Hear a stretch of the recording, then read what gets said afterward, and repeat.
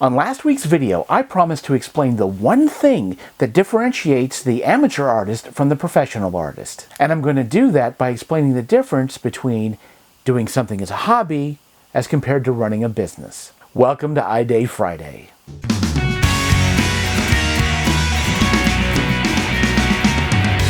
Remember, stand out, subscribe. If you want to add art and creativity to your daily life, if you want the best advice based on the latest science, plus my decades-long experience as a creative person, then subscribe to this channel. Also, don't forget to share these videos on your social media. It helps the channel, and it helps me to fulfill my goal to help you fulfill your creative destiny. And now, on with the video. Hey there, standouts. Brian J. Hatcher here with this week's iDay Friday video. This is the second video in a series comparing the amateur artist to the professional artist. Click the info card here to see last week's video. Like I explained last week, many people have misconceptions about the difference between the amateur and the professional, especially when it comes to the professional. Many people believe that amateurs have a lesser level of quality, skill, or dedication to their art than a professional, which, as I explained last week, isn't true. But this belief is so prevalent that in many cases,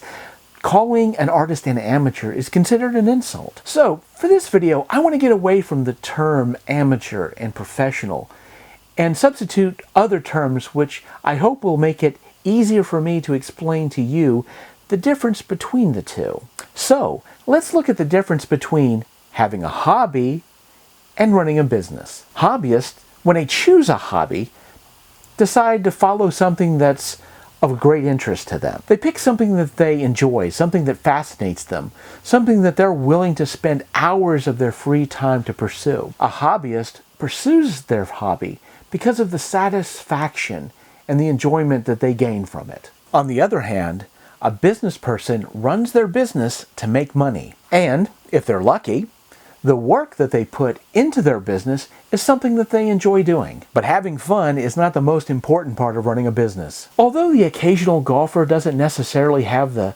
skill level of, say, a Tiger Woods, those weekends that he spends on the course with his friends are most likely a lot more fun-filled than those stressful times that Tiger Woods goes through competing in a high-level PGA tournament. If you can grasp this difference between doing something as a hobby as compared to doing it as a business, then you're on your way to understanding that one thing which differentiates the amateur artist from the professional artist. And this understanding comes from knowing who art is created for. For the amateur, art is created for self-edification.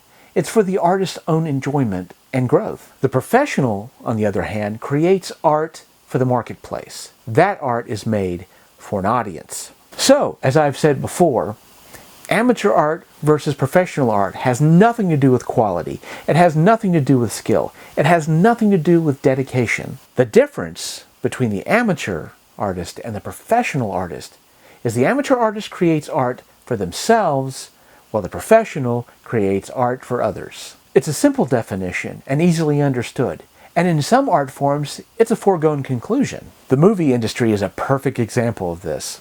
They know what they do, and they know who they're doing it for. However, in other art forms, it's not quite that simple. As a professional writer for over 20 years, I can tell you that many of my fellow writers really struggle with this. Many authors, like many artists, really hold on to this idea of writing for themselves first and holding on and protecting their vision. And believe me, there is nothing wrong with that. However, they believe that that is a professional mindset. I sometimes get the impression that there are artists out there who have this belief that art has a special dispensation when it comes to commerce. After all, they would say, you don't market art like you would a widget. However, to believe that when it comes to art, that the laws of commerce and marketing just don't apply, I'm sorry, but that's just not true. And if an artist feels that putting out the type of art that they want to do, with no concern at all with what the audience might want,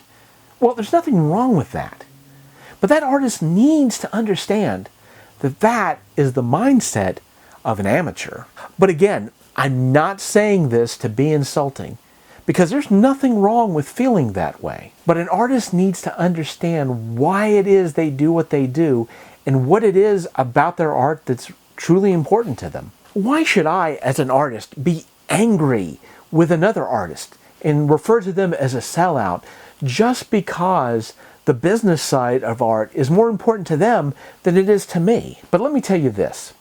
Although I have given you a simple definition of the difference between the amateur artist versus the professional artist, I'm not quite through with the subject just yet. Because there's this one big misconception between amateur artists versus professional artists that I feel that a lot of artists still make. And to be honest, until rather recently, it was a mistake that I was still making. But when I realized this misconception that I had, it revolutionized the way that I approach my art. And explaining this misconception will be the subject of my next video. However, for this week, if you have any questions about some of the things I talked about in this video, or you have some statements that you'd like to make, please feel free to put them in the comment section below. As much as I create videos to entertain and educate, I also hope that my videos encourage conversation, engaging, enthusiastic conversation about art and creativity is how we're all going to learn more about this subject, myself included. So I'm really looking forward to seeing what you guys have to say. Once again, thank you so much for watching this video. And I want to extend a special welcome to our new subscribers who've joined us over this week. It makes me feel really good to know that there are people out there who find these videos to be useful. I mean, after all, this is the very reason why I do them. However, if you're new to this channel and you're interested in learning more, then click the subscribe button, which is right here. And if you want to see more of my videos, then click the box right here. So, until next time, this is Brian J. Hatcher reminding you to keep dreaming with your eyes open.